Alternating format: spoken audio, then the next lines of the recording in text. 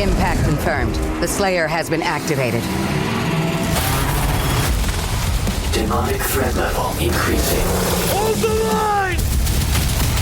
All the power of hell cowering before one man. id Software presents Doom, The Dark Ages. Available now on Xbox Series X and S, PlayStation 5, and PC. Rated M for mature. Running a business comes with a lot of what-ifs.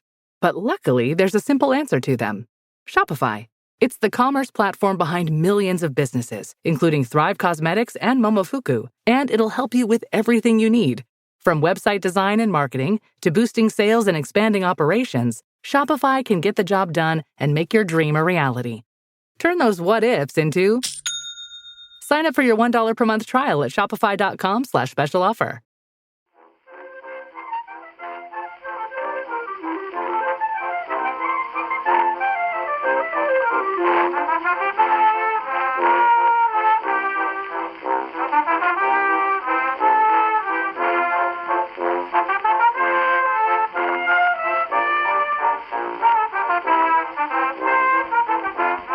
We had a series of interesting scenic days out. Yes. We went to one of the few advantages of a global pandemic is you can go to places in August, provided you book in advance, and there isn't anyone there because it's not an advantage for them. But we went, for instance, to Great Dixter. Brilliant. In Sussex, Christopher Lloyd's garden. Amazing. In full bloom with about 10 other people there. It was absolutely beautiful. It's spectacular, isn't it? And we went to Farley's house near Lewes, which is where Roland Penrose and Lee Miller lived. Amazing. The house itself isn't open, but the gardens and the gallery space is open. Shani, where are you? So I'm in Vicenza in the Veneto, northern Italy. And you've been in Umbria.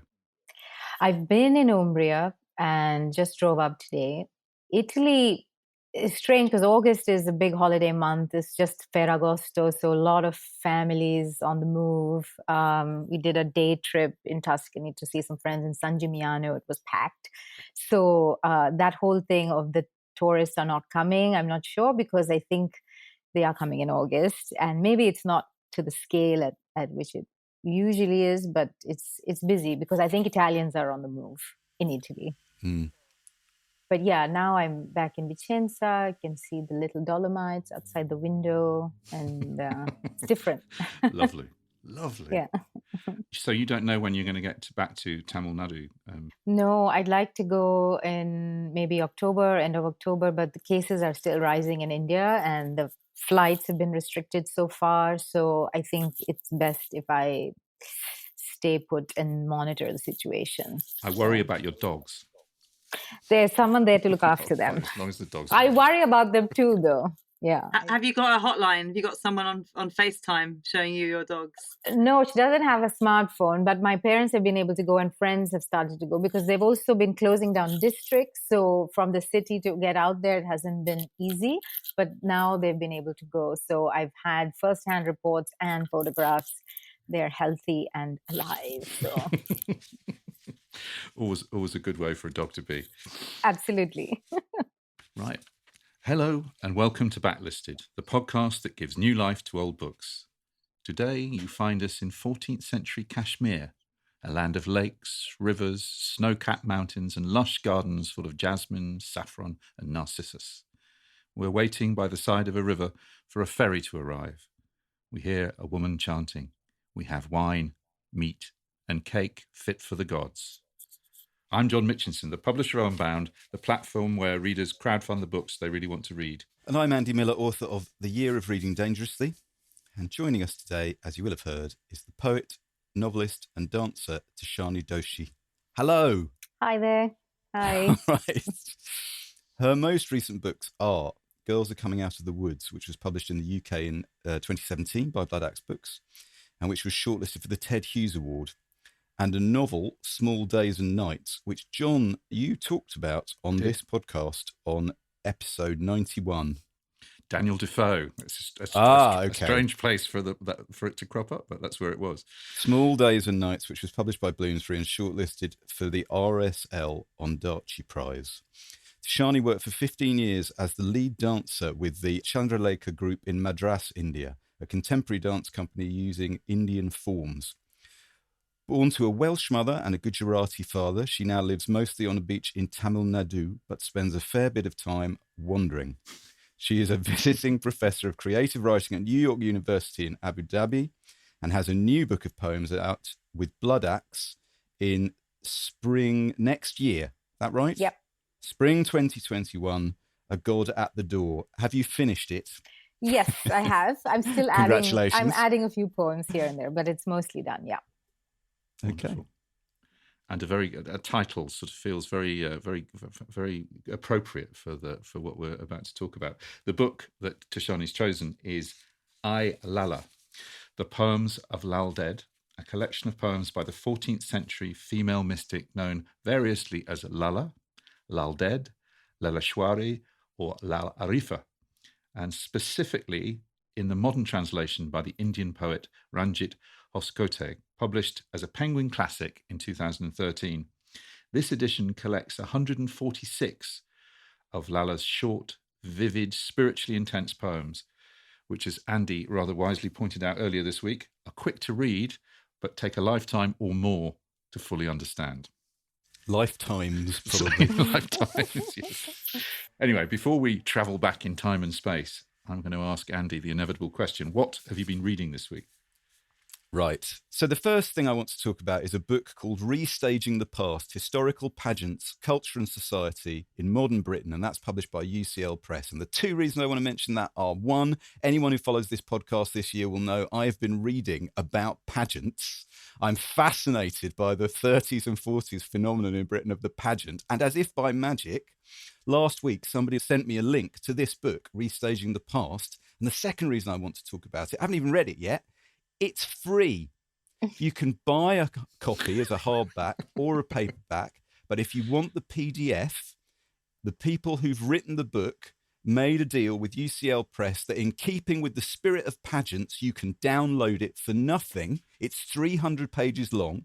It contains essays called things like Historical Pageants Before the First World War and History, Community and Local Identity in the 1951 Festival of Britain. Great.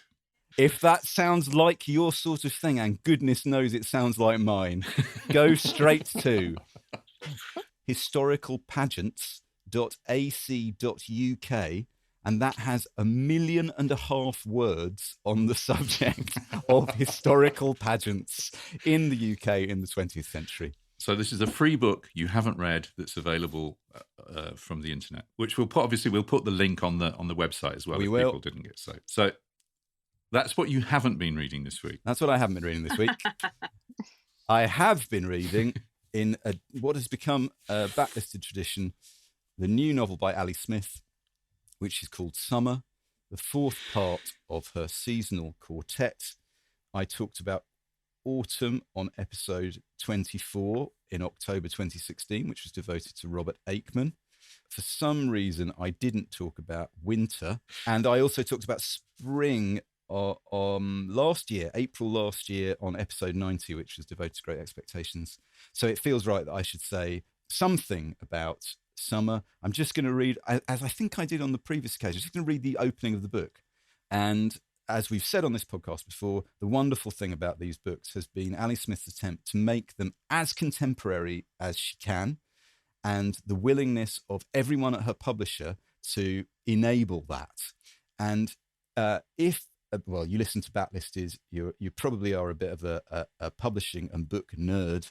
You will thoroughly enjoy a piece by Alice Vincent on Penguin's website, which is an oral history of how they publish these books, talking to Ali Smith and her editor Simon Prosser, but everyone else who worked on them.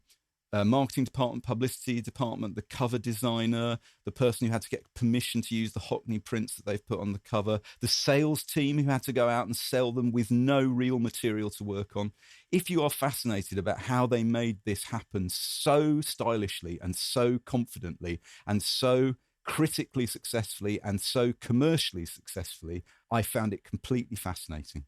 This has been my favourite publishing project of the last few years. So this is how this book begins, and as Ali Smith has done in previous volumes, it's sort of like almost like her talking to you before you start reading the book. Everybody said, so? As in, so what? As in, shoulder shrug, or what do you expect me to do about it? Or I don't really give a fuck, or actually I approve of it, it's fine by me. Okay, not everybody said it. I'm speaking colloquially, like in that phrase, everybody's doing it. What I mean is, it was a clear marker just then of that particular time, a kind of litmus, this dismissive note. It got fashionable around then to act like you didn't care. It got fashionable to insist the people who did care or said they cared were either hopeless losers or were just showing off. It's like a lifetime ago. But it isn't. It's literally only a few months since a time when people who lived in this country all their lives or most of their lives started to get arrested and threatened with deportation or deported. So, and when a government shut down its own parliament because it couldn't get the result it wanted. So, when so many people voted people into power who looked them straight in the eye and lied to them. So, when a continent burned and another melted. So, when people in power across the world started picking off groups of people by religion, ethnicity, sexuality, intellectual or political descent.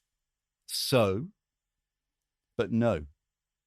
True, not everybody said it. Not by a country mile. Millions of people didn't say it.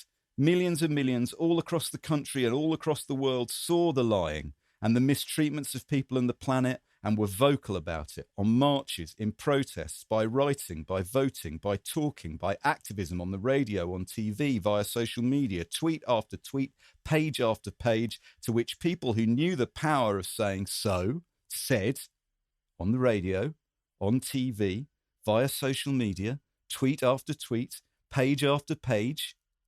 So, I mean, I could spend my whole life listing things about and talking about and demonstrating with sources and graphs and examples and statistics what history's made it clear happens when we're indifferent and what the consequences are of the political cultivation of indifference, which whoever wants to disavow will dismiss in an instant with their own punchy little so. Instead, here's something I once saw. It's an image from a film made in the UK roughly 70 years ago, not long after the end of the Second World War.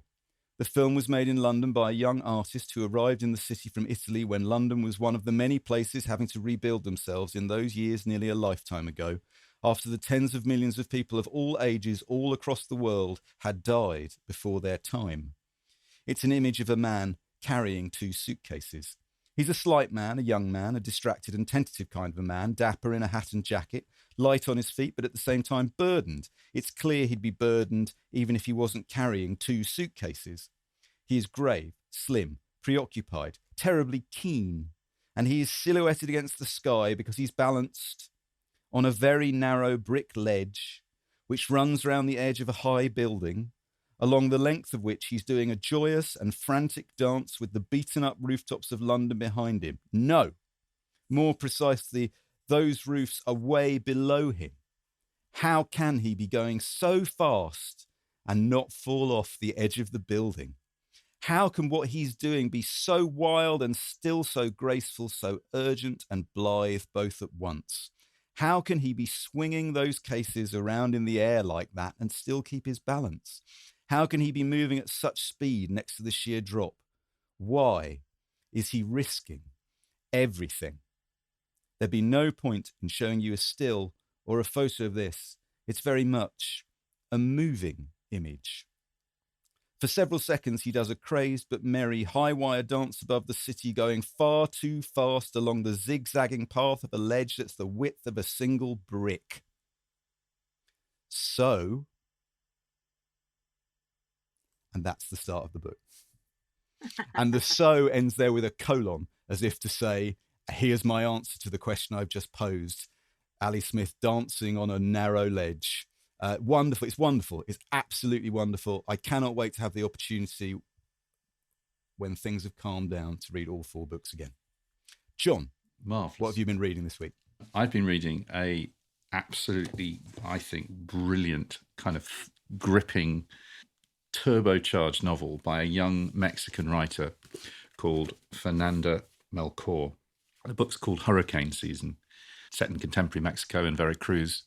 It's set in a village, an imaginary village. It's really hard to describe this book without it making it sound unbelievably grim. It's about femicide. There is sort of 10 women per day murdered in Mexico.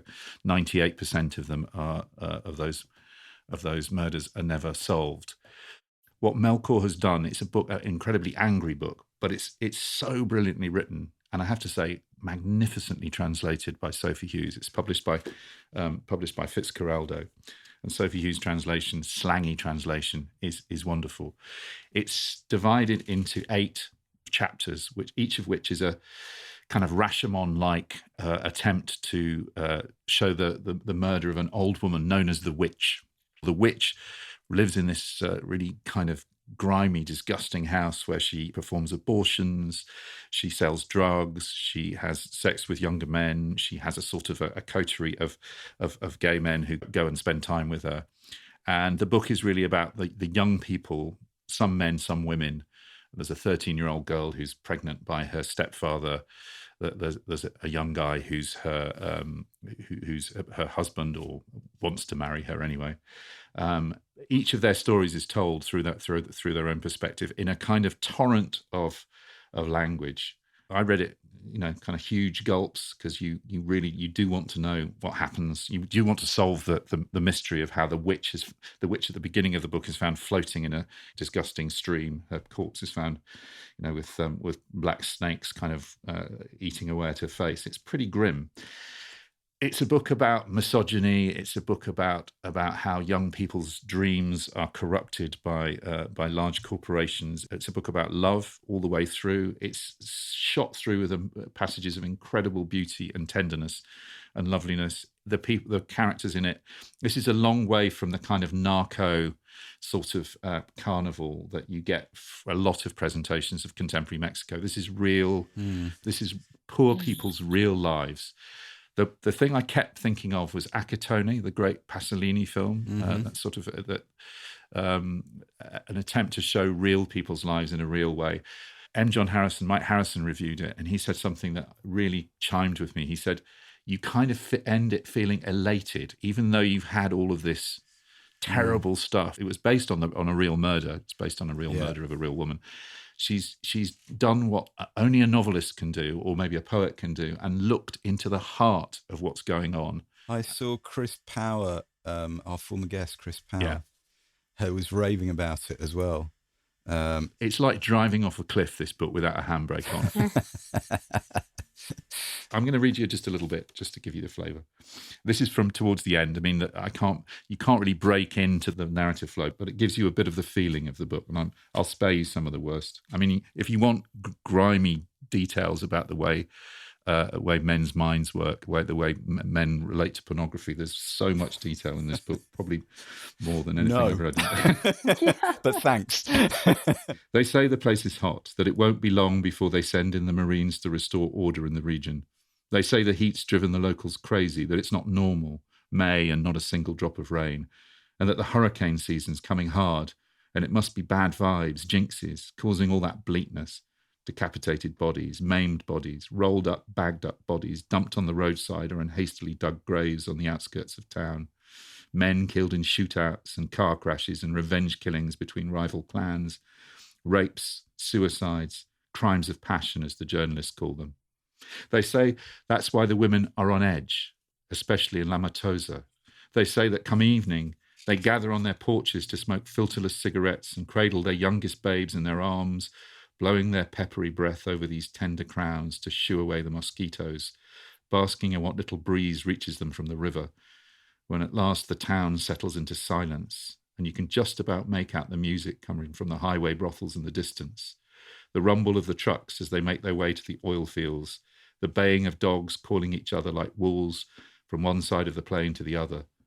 The time of the evening when the women sit around telling stories with one eye on the sky, looking out for that strange white bird that perches on the tallest tree and watches them with a look that seems to want to tell them something, that they mustn't go inside the witch's house, probably, that they mustn't walk past or peek through the yawning holes that now mark its walls, a look warning them not to let their children go looking for that treasure, not to dream of going down there with their friends to rummage through those tumble-down rooms, or to see who's got the balls to enter the rooms upstairs at the back and touch the stain left by the witch's corpse on the filthy mattress. To tell their children how others have run screaming from that place, faint from the stench that lingers inside, terror-stricken by the vision of a shadow that peels itself off the walls and chases you out of there. To respect the dead silence of that house, the pain of the miserable souls who once lived there. That's what the women in town say. There is no treasure in there, no gold or silver or diamonds or anything more than a searing pain that refuses to go away. Oof. Yeah, brilliant. I mean, as I say, weird, but I really, really, really enjoyed it. It's in shops now. It's published by Fitzcarraldo. It's published by Fitzcarraldo. It was on the International Booker shortlist for the International Booker Prize. And she's going to write other great books. Mm-hmm. Really, really exciting to discover. Now it's commercials.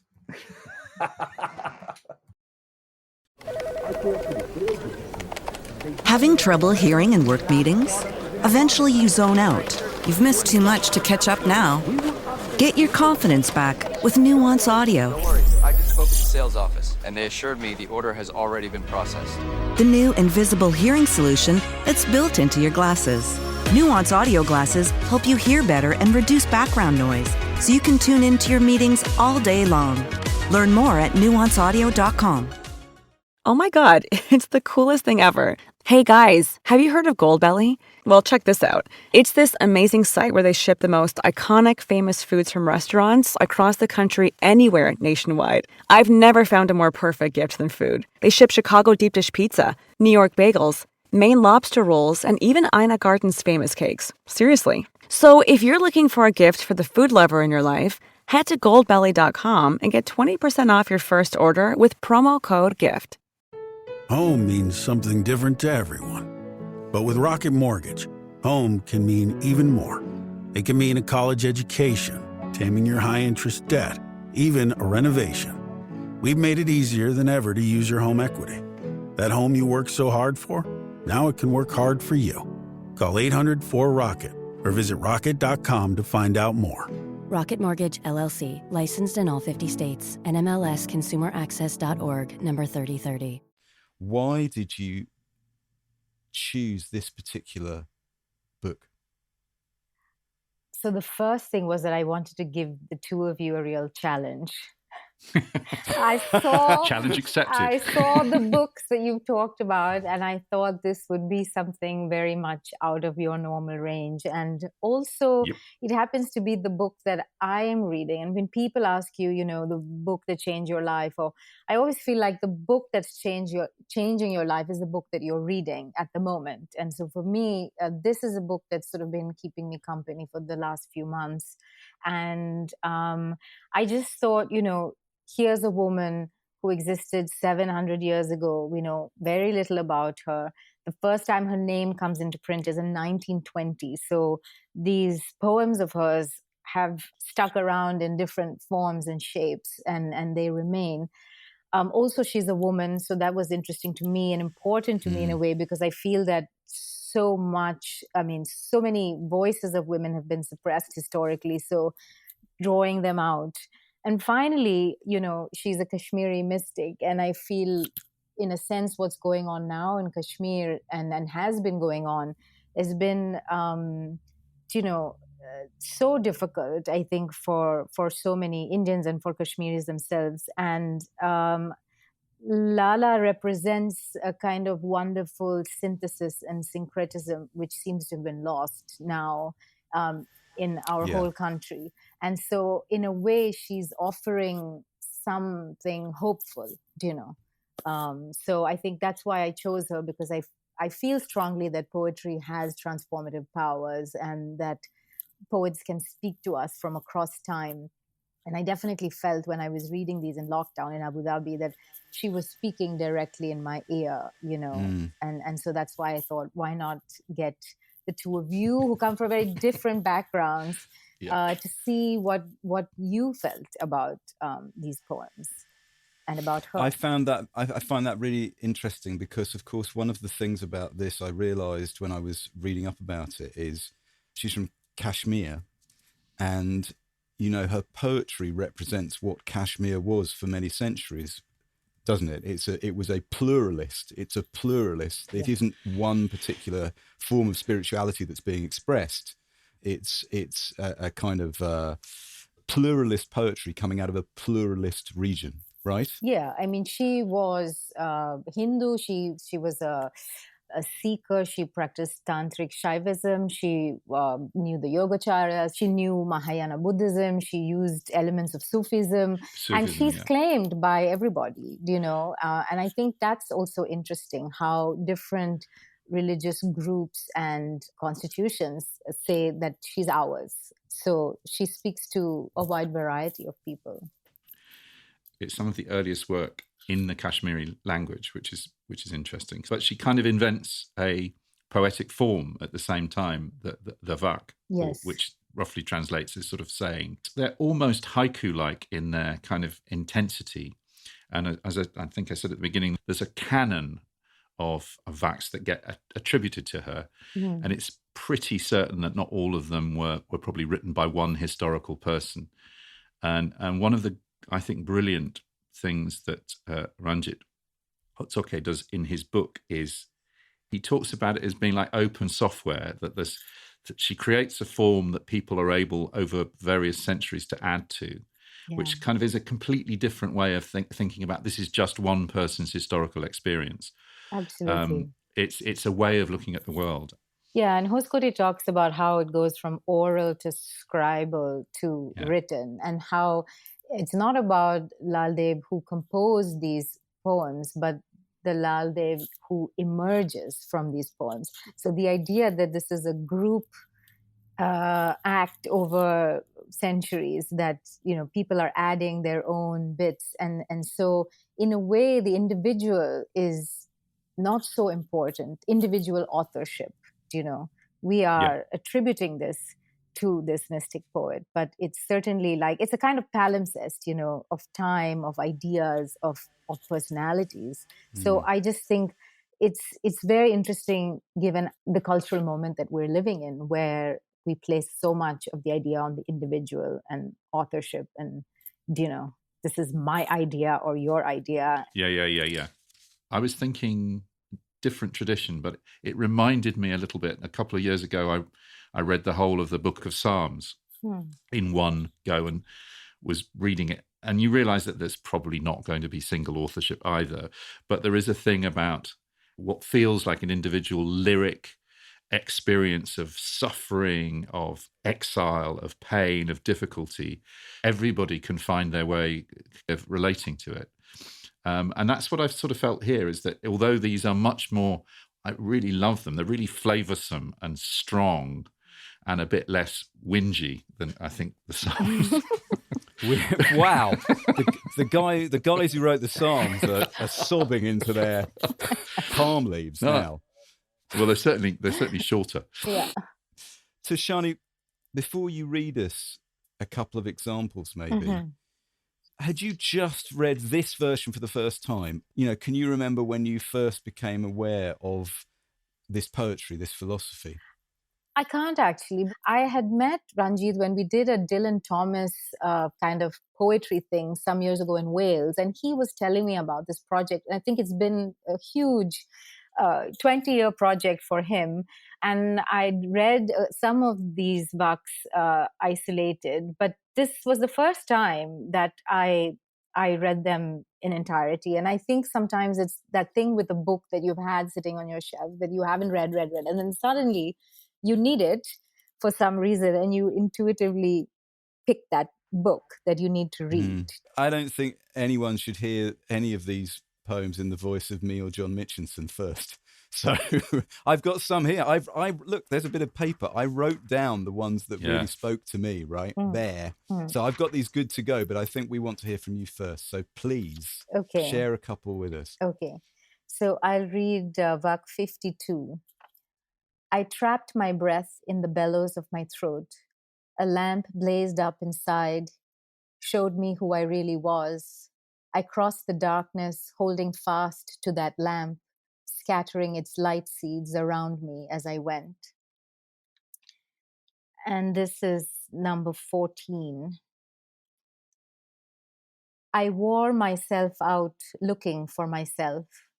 No one could have worked harder to break the code. I lost myself in myself and found a wine cellar. Nectar, I tell you. There were jars and jars of the good stuff and no one to drink it. Could I just say, on my bit of paper, number 14. Number 14 was the first one there. So you've gazumped me on number 14. Could you tell us a bit about why those two spoke to you particularly? Well, the first one about breath, and I wanted to read a poem of my own, which relates in a completely different way. But it's obviously about like a kind of awakening or clearing of the path or finding one's way in the world and understanding that somehow this has to do with knowing of oneself. So it's really about this inward journey. I wore myself out looking for myself, and how that idea of, if you want to think of any sense of divinity, is actually not in a temple or a church or in some place that you go to, but you carry it within yourself, inside yourself. And I love that it's something sensual like wine, that it's nectar, it's full of joy, this to me, in a way that I think sometimes when we look at religious interpretation, they just take the joy factor out, the celebration. And I think these poems and a lot of the other ones that I chose are about that, that sense of joyfulness of self and searching. She likes a swerve. That's what I like. And number 14 has that going on there. So it starts, I wore myself out looking for myself. What a beautiful and brilliant line that is, right? It's so great, isn't it? No one could have worked harder to break the code. That really reminded me of a line by Jean Rhys, a novelist I really love. Oh, yeah, I know I don't succeed, but look how hard I try. Yeah. The great, wonderful, wonderful line. Yeah. I lost myself in myself and found a wine cellar. Now, you said, I see the wine cellar image there. I'm drinking a glass of wine here. There's the imbibing, it's not just nectar. It's going to obscure consciousness. It's not going to reveal consciousness. Nectar, I tell you, there were jars and jars of the good stuff, and here's the swerve, and no one to drink it. Yeah. That's so wonderful, great. right? There's the pause before the end of the Vak where she allows you to stop and think and say, well, what does that mean? There's so much space in 4 lines, in so many of these, for the reader to find what they want to find. I found it really, like John says, thank you for pushing us into a different area, for taking us out of our comfort zones. Because this is the kind of writing that you have to read differently. Right, Mitch? Yeah, I think, and I think while there are kind of all the time, I was struck by, the couple of times I was thinking, my God, this is like a Bob Dylan song. It's just a list. She does wonderful lists, but much shorter. Yeah, but and it's just the directness as well. I love this one. Don't think I did all this to get famous. I never cared for the good things of life. I always ate sensibly. I knew hunger well, and sorrow, and God. It's just, there's such simplicity in that. And sort of, and you have to say, wisdom, hard-won wisdom always in this stuff. Yes, I'd like it to be noted that I read, again, I owe you a debt of thanks, because I read this book more times than any book I've ever had to read for Backlisted. Me too. I found the Bob Dylan one. Oh, let's hear it. Come on. I saw a sage starving to death. No, I won't do it in the Bob Dylan voice. I saw a sage starving to death, a leaf floating to earth on a winter breeze. I saw a fool beating his crook. And now I'm waiting for someone to cut the love cord that keeps me tied to this crazy world. Yeah. I know you were going to read some of your own poetry, and we would absolutely love to hear that. I think that certainly if it's a response or it was inspired by either of the Vaks we've just heard, that would be great. Okay. I'll read a short poem called Cosmos. Yes. It's coming together. It's the all plan's coming together. Yeah. And these were sort of 6 short poems that I wrote for Granta recently, and it was exploring the idea of membranes. And so it starts with the cell and it moves out to larger and larger containers, nation, collective, and then it ends with the cosmos. So this is Cosmos. Each night I take my boat out to you, asleep under the oaks. I thought I saw a lotus creep out of your navel, which means you got my cable. Remember when we were young and the end was a black hole at the edge of forever, a million light years away. Now we're in the thick of it. See how it swallows everything.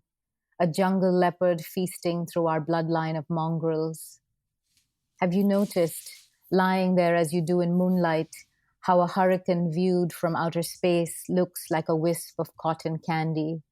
Or how the Seagull Nebula resembles a section of rosy duodenum. Down in the market, a man speaks of finding anger in his left armpit. Another talks of space debris drifting into the river Lethe. No one can tell me why we paint demons on our houses, except it has to do with entries and exits. The monsters are never far away. I want to believe the earth is a single breathing organism. I want to keep going with this bronze body of mine, turning and turning the gears. You left no note, so I must assume you woke in the middle of a dream and took shelter in the forest. Maybe you're already in the beauty of that other world, growing planetary rings and gardens of foxglove. You know this skin is a thin partition, citrus and bergamot sealed in. It is always ourselves we're most afraid of.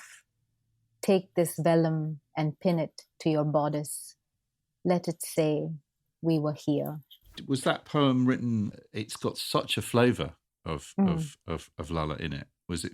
Did it grow out of your reading of it, or is it just that you're in the same strange headspace? I think it's in the same strange headspace because I think I probably wrote it earlier, but it comes out actually of an idea that I learned as a dancer, which is what Chandralekha, my teacher, taught me. This sort of saying that. Your body is your universe, and within it contains rivers and mountains, and everything that's in the world is within the body. And so if you can harness that, then you can access the larger world, And so there's always been, I think in multiple traditions in India, this idea of the body as microcosm of the universe. So this sense of you carrying around a mini universe within you. So that's why this sense of perspective of what the hurricane looks like from outer space or the bit of duodenum, in the body. This changing of the lens of the microscope and sort of the tunneling out and the tunneling in. And I think why Lalla really appeals to me is because for her, the body is exactly this site of experimentation or divinity, but also play and questioning. And also where she's sort of discarding it in a way that it's left for jungle crows or, this sense of body as vehicle, but also while you have it, treating it with a sense of, I don't know if divinity is the right word, but the fact that this is your vehicle to access things or to move through the world, I've got number 41 here, which seems relevant to that. Fool, you won't find your way out by praying from a book. Yeah. That seems appropriate to Backlisted. I knew you'd pick this one. Fool, you won't find your way out by praying from a book. The perfume on a carcass won't give you a clue. Focus on the self. That's the best advice you can get. Hoskote's project here is to take the original texts and render them in a way that feels colloquial, not like verse. They don't feel like verse, do they? It's impossible for me to say because I can't read the original, and I don't know how much formality there is in the original. But these feel to me like not loose translations, but colloquial translations. Is that colloquialism something that you find in the original, do you think? I don't know because I haven't read other translations, but I think definitely reading his sort of preface, that sense of the fact that she might have said these things in response to a question or to somebody asking, someone asks a question, she answers. So it's not like someone sitting down and crafting a poem and getting everything, what I mean? It is oral. And for many years it was in the form of sayings or almost proverbs and little poems, these utterances, what he says. Would it have been sung? Would these have been? I know they have been set to music. I was interested in that sort of oral tradition where the recitation and song. Yeah. Some of them do seem to have a music to them. I would imagine so. And so I think what he says is that he wanted to resist that poeticizing when people say that, which I think that sense of making it overly flowery, or what maybe some of the earlier translators or orientalizing it, or to go away from that and to bring it as much into the now as possible. I've got an example here which is very instructive. Yeah. So what I'm going to do is I'm going to read the most contemporary version by Hoskote and he's put it fourth in the sequence. So I just read you his version first. I'm towing my boat across the ocean with a thread. Will he hear me and help me across? Or am I seeping away like water from a half-baked cup? Wander, my poor soul, you're not going home anytime soon. Okay, so that's the contemporary. It's very mix. It's very appropriate for today. Yeah. Now, here, from 100 years ago, is the first translation published in English by George Grierson. George Grierson, who was responsible for commissioning both the publication and the fixing and the translation of these verses. So this is what that sounded like 100 years ago. With a thin rope of untwisted thread, tow I ever my boat o'er the sea. Will God hear the prayers that I have said? Will he safely over carry me? Water in a cup of unbaked clay, whirling and wasting my dizzy soul, slowly is filling to melt away. Oh, how fain would I reach my goal. I mean, the thing is, like, I can see Mitch doing a face palm. On my monitor. It's just vain. I mean, But actually, as I read it out loud, I think that's not totally kitsch. No, it sounds kitsch to our ears, right? What, Tishani? What do you think? I'm not saying marks out of 10. That's not what I mean. But what's interesting is presenting it in a totally different register to how we might expect to hear it now. I kind of zoned out. Sorry. No, it's like it gets into this sort of, reciting in school kind of thing. And I just think why these translations are so exciting is because we are talking about language, right, with poetry. And the language has to speak to you. It has to speak to you directly. And I think so in this sense, there is an advantage to it having been oral. Or, I love the fact that Grierson himself, he got them from somebody who had memorized all these books. The idea that you memorize poetry, you hold it in your body, that's such a beautiful thought. But then, by putting it down and fixing it, we're fixing it to that time when you would say fain to thee and blah, blah, blah. Hoscote says that it's a ponderous idiom, is what he says. Part Edwin Arnold, part Leigh Hunt with a dash of Tennyson. But also within that, there's an element, as he says, of cultural pleading, right? Which is you're trying to present the work slightly over-solicitously as worthy of your attention by dressing it up in this pseudo-respectable language and even versifying it, making it rhyme. Yeah, as far as we know, is not the point of the thing. So, but he also does another thing, I think, in Hoscote's translation, which I like, and he says he's trying to get the jagged epiphanic power of her poetry and to restore the colloquial pulse of her voice. Yeah. But he's also trying to retrieve the poetry from what he calls the metaphysical glosses. Yeah. Which is that thing that happens that people get interested in the ideas. They want to know what's the philosophy that these, as though the philosophy and the poetry are sort of different things, and it's like a code to crack. And if you can crack but I don't think you need to know much about the background to the historical background to find these poems moving and meaningful, and I mean, I think it adds to that once you do. But I think but in this translation in particular, I think they have a kind of authenticity which is really.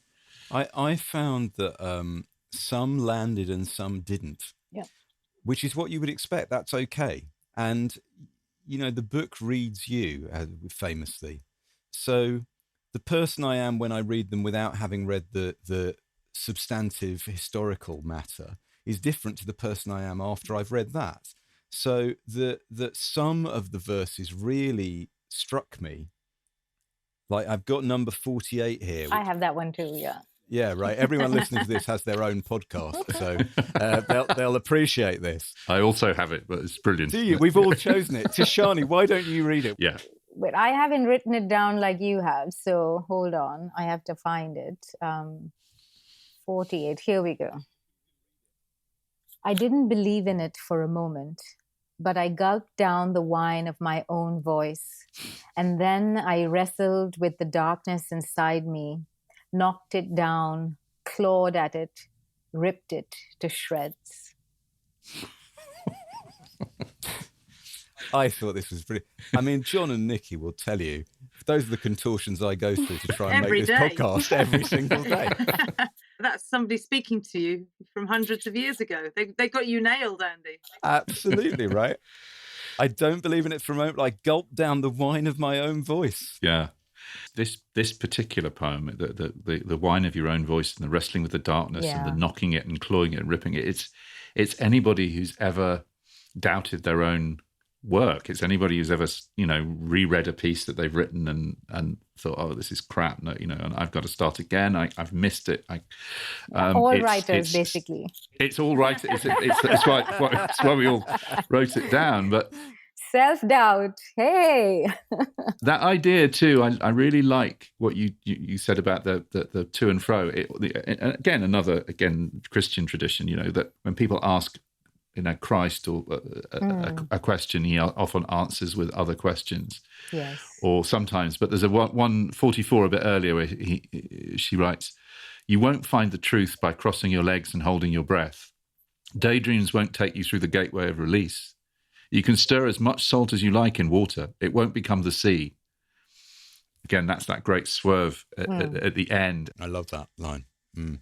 I love her directness, which she's saying, that the whole, and that's a theme, isn't it, throughout, that religious extremism, punishing your body, I prayed so hard my tongue got stuck to my palate, that kind of punishing your body that's not the way, that's not going to get you to cosmic consciousness. Cosmic consciousness, again, I like to say that Tishani, you wanted to take us out of our comfort zone.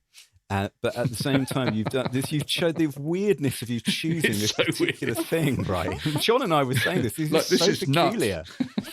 Like we've been like this year on Backlisted. We had a few months off, and then since we've come back, it's been a Backlisted spiritual crash course. 2020. We've done a series of books, or we found a series of things that seem to speak to one another. Yeah. And I think we were probably both bringing that, and the listeners will be bringing that to this particular text. So we were talking earlier about William James, and William James had been informed by our reading prior to that of J.D. Salinger. And I actually saw a lot of Salinger in this, because Salinger, as we discussed on this podcast, is a spiritual pluralist. You know, he's somebody, there's a Vac, I don't have it in front of me, but there's a He's Vac. a seeker and a social rebel. Seeker and a social rebel. There's also Vac, which is very close to the ending of Zooey from Franny and Zooey, which is related to the idea of it's talking about it isn't over to the fat lady sings, and he says, but what you got to understand is you're the fat lady, and so is that other person, and so is that other person. You know, God is in everything, and he calls that Christ within that story. But even his deciding to call it Christ is a very counterintuitive swerve there at the end. Yeah. Because Salinger, as we know, was interested in Hinduism and in Buddhism and whatever he felt would work for him. Yeah. So if you'd asked us to read, I guess what I'm trying to say, and what I find incredibly energizing, actually, as a reader, and worth hanging on to, is you were talking about every book changes you. If you'd asked us to read this a year ago, 3 months ago, it wouldn't have meant the same thing to me then as it does reading it now. And I definitely feel, I don't know what you feel, John, but I feel well, people always say this about books and reading, but I feel enriched by the experience of having read those previous books in a lead up to reading this. Right. Also, going back to the lockdown point, I think we've been struggling with what does it mean to be on our own, far more than I think, perhaps because there's so much distraction normally. I think most of us have had more time on our own and left with our own perfumed carcass, was one of the phrases that, you know, we're, with our own bodies and our own thoughts and our own selves.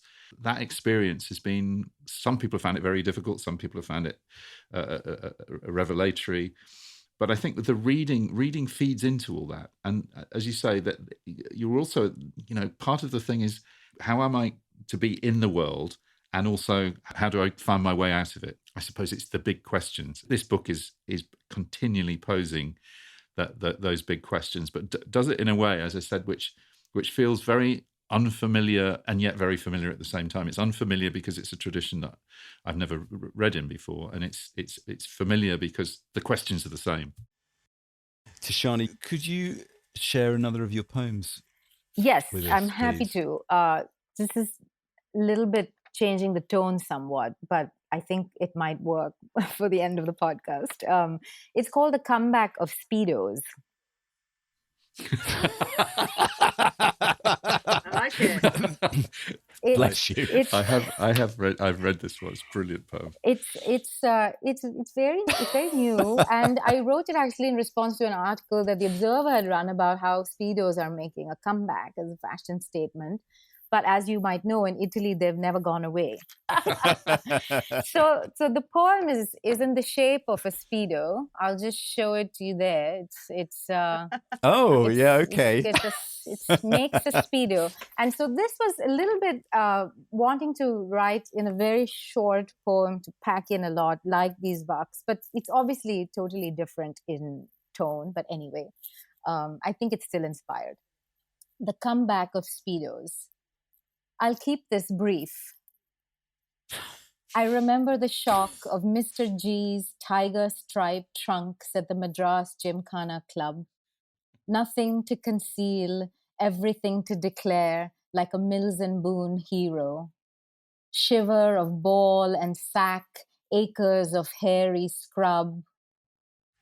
We could not imagine such freedom for ourselves, to slice through chlorinated depths with a little basket of dim sum on display. We were girls. To open our legs was treason. We held our breath. So that idea of breath holding, the idea of yoga, and the first Vak I read was about the bellows. And when I wrote the poem, I thought, we were girls, we held our breath. That sense of, is it sort of not an empowering last line? And then actually, no, because with that comes this exhalation, which is the awakening, the freedom, the exploration of one's own body. To, why not inhabit a Speedo like Mr. G's tiger stripe trunks for all of us? If it That's must be so. beautiful. Brilliant. Brilliant. Do before we go, I'd just like to, as people know, I'm asked, how do you read so much? A lot. And VAC number 111 will be my answer to that from now on. That's a good one. So imagine someone's just asked me, Andy, I just don't get it. How do you read so much? Well, Nikki, what the books taught me, I've practiced. What they didn't teach me, I've taught myself. I've gone into the forest and wrestled with the lion, and I didn't get this far by teaching one thing and doing another. Yes! Yeah. Hey. We should do a fave. I've got a fave here, which I love too, which is, when the scriptures melt away, the chants remain. When the chants melt away, the mind remains. When the mind melts away, what's left? A void mingles with the void. A void mingles with the void. It's great. Cosmic, man. Cosmic. Oh. Coming from the country that gave you zero. Yes! The void. The void, everything, nothing. Yeah. Thank you so much for choosing this book and sharing this with us and sharing this with listeners. I also want to just quickly mention Ranjit Hoskote has a new book out from ARC of his own called The Atlas of Lost Beliefs, which came out in April. I never would have read had it not been for preparing for this episode. Yeah. Should we pull this to a close? Yep. Yeah. I think I hear the unstruck sound ringing out in the background, so we must pause.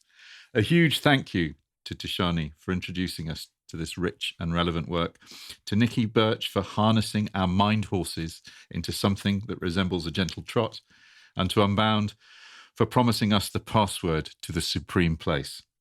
You can currently download Lalla, the Poems of Lal Dêd. It's available for Kindle. It seems to be quite hard to get hold of hard copies at the moment, but stick with it. John and I both have found copies and they're out there.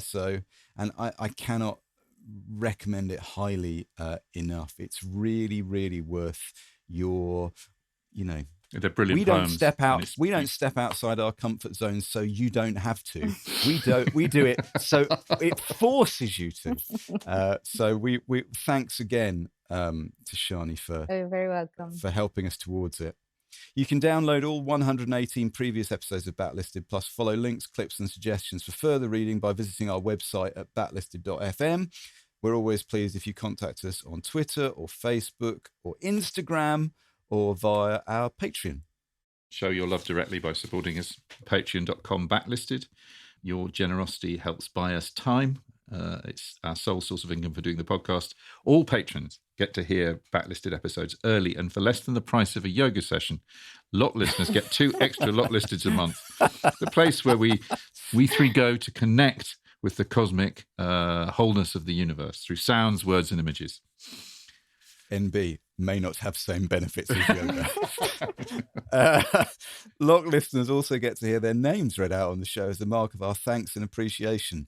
And this week's batch of Lock listener names are, John, you go first. Sean Kemp, Melissa Fritz, Matthew Sullivan, Charlie Doyle, Jill Walters, Maureen Callahan-Wing, Ian Minto, Megan Othus, Malcolm Wright, Simon from Joya, Helen Ward, Jude Abbott, John Williams, Tracy Thompson, Darina Wade.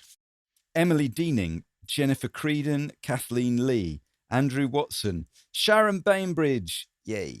Neil Siner, Graham Hiscock, Lynn Benson, Christopher Stewart, Dan Jenkins, the mysterious Sean, Zoe Lethbridge, Rupert Simons, and Jacob Crabb Peterson. Thank you so much, everybody, for supporting us, for making Backlisted possible. Yes, and we will be back in a fortnight.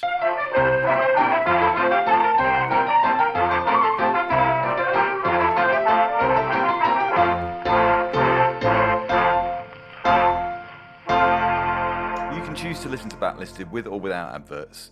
If you prefer to listen to it without adverts, you can join us on our Patreon at patreon.com/backlisted, where you also get bonus content of 2 episodes of Locklisted, the podcast where we talk about the books and films and music that we've been listening to over the last couple of weeks.